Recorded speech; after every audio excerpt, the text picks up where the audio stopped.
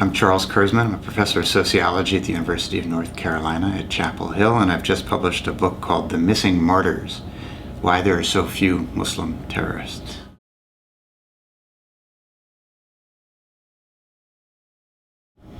Well, I have no secret information on what's going to happen tomorrow or next month, but the evidence so far over the last decade suggests that the threat has not been growing, that the number of terrorist plots and violent acts by Muslim Americans has gone up and down, but is still at a very low level, much lower, fortunately, than many of us feared it would be after the attacks of 9/11.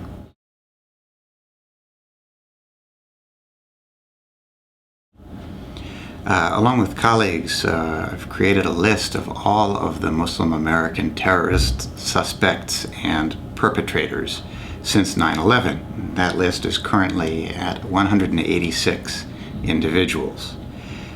That's not zero, unfortunately. We're talking about a steady stream of folks who become radicalized primarily over the internet, sometimes in small groups, in their local communities.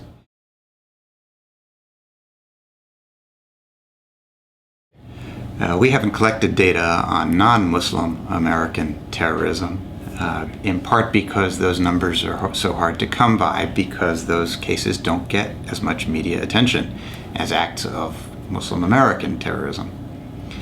That said, it seems clear that Muslim Americans are participating in terrorist plots at a proportion greater to their proportion in the population, but still very, very low. So Muslim American terrorist plots have killed since 9/11, since the 3,000 killed on 9/11, have killed 33 individuals in the United States since that time. Over that same period of time, there have been more than 150,000 murders in the United States, or 14 or 15,000 murders every year. Muslim American terrorism then has been a very small, very low percentage of the overall violence in the United States.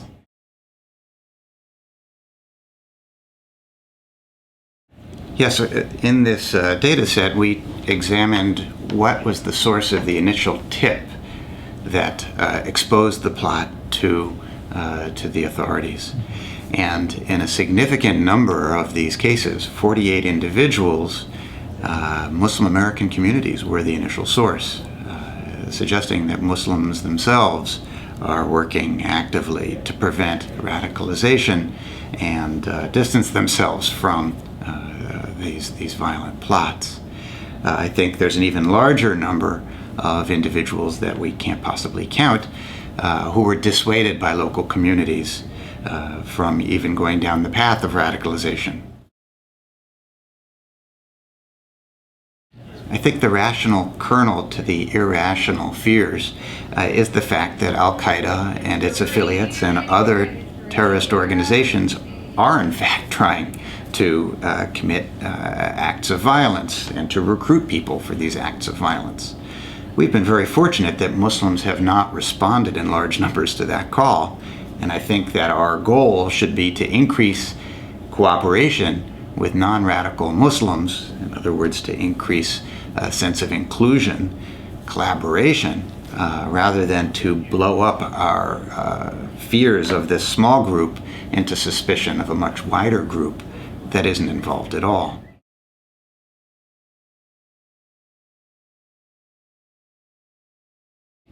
I think the media is stuck because viewers expect the media to cover terrorism plots. So of all the world's violence that occurs in a given day, and there are approximately 2,000 deaths by violence all over the world every day, according to the World Health Organization, the media selects the ones that are newsworthy and sifts through all of the reports of violence around the world in order to identify and pass along information on Islamic terrorism, even though Islamic terrorism constitutes a very small proportion of that overall daily death toll. If they didn't pass along this information, I think Americans would feel they're not doing their job, that journalists aren't covering the news, and might even be considered to be suppressing the news because people demand this sort of information.